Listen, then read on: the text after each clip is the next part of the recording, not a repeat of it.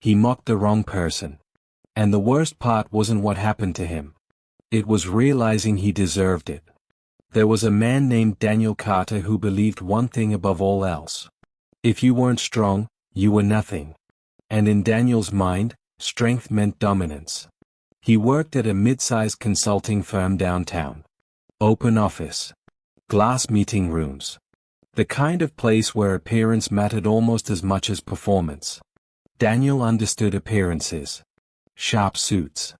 Expensive watch. Loud confidence. He didn't just want to succeed.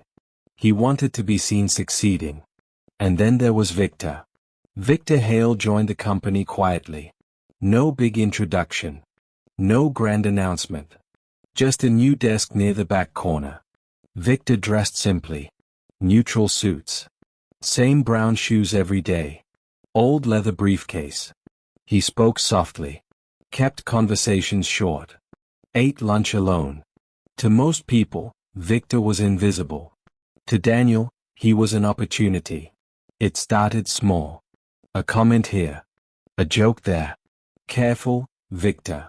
Don't strain yourself. Did that suit come with the job, or before it?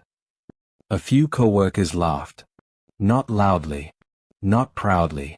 Just enough. Victor would smile politely. And return to work. No reaction. That irritated Daniel more than anger would have. Because anger meant engagement. Silence felt like indifference. And Daniel couldn't stand being insignificant to someone. Weeks passed. Daniel's jokes became routine.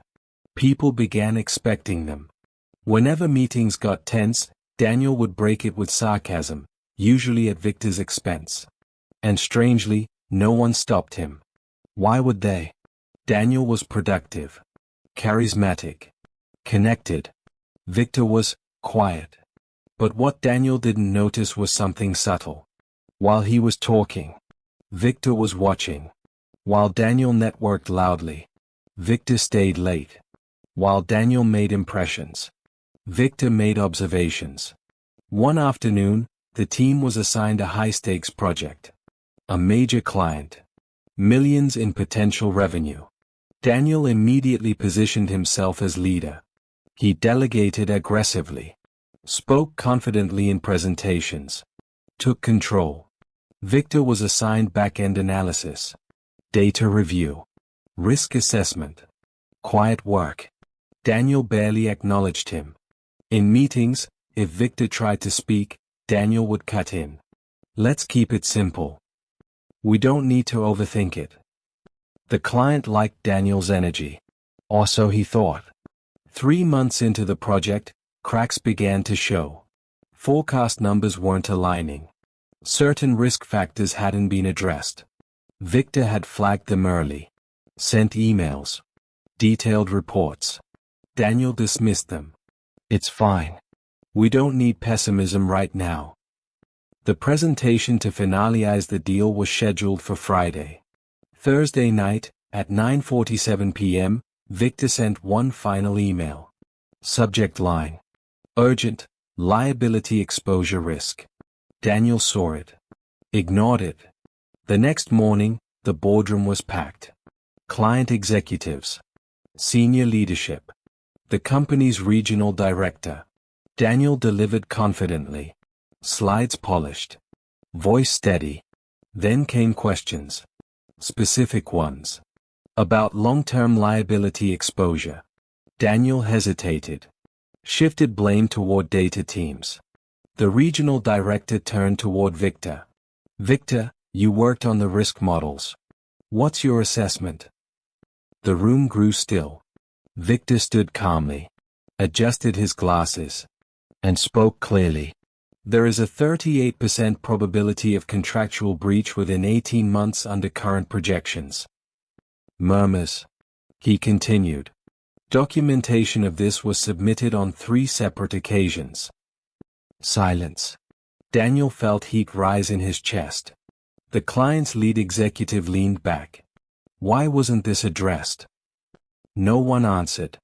The deal didn't close that day. It was postponed. Indefinitely. Back at the office, Tension filled the air. Leadership launched an internal review. Daniel assumed he'd talk his way through it. He always had. But something was different this time. The regional director scheduled private interviews. With everyone. 2 weeks later, another company-wide meeting was called. Mandatory attendance. 9 a.m. The same conference room. Daniel walked in with forced confidence. Victor sat near the front. Still quiet. Still composed. The regional director began speaking. Over the past 6 months, we've been conducting a performance and culture evaluation. A pause. Some findings were concerning. A slide appeared. Missed risk indicators. Suppressed reports.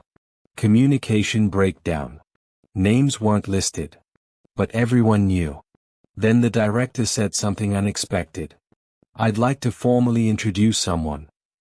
He turned toward Victor. Victor Hale has been working with us as part of an executive oversight initiative approved by the board. The air shifted. Effective immediately, Victor will assume the role of regional strategy director. Silence. Daniel's heartbeat echoed in his ears. Victor stood. No arrogance. No revenge in his expression. Just calm authority. I've observed strong talent in this office, Victor began. But leadership isn't about volume. His eyes met Daniel's briefly. It's about responsibility. Then came restructuring announcements. Promotions. Transfers. Reassignments. Daniel's name appeared under.